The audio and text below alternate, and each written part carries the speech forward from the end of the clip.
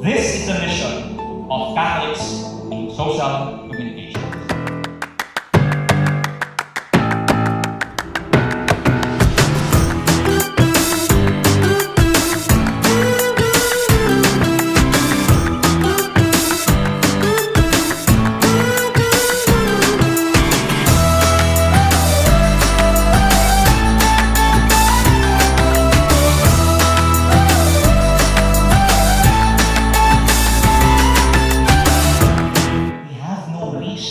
Stop our evangelizing because the Lord will always be with us.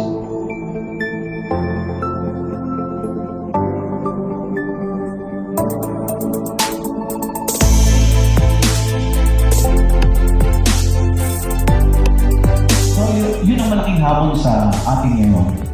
Paano natin malalabanan itong disinformation, paglaganap ng fake news.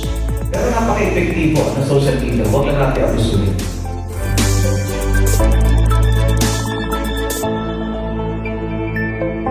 Let us not weaponize communication. That is not the purpose of communication. When God became man, the Word became flesh.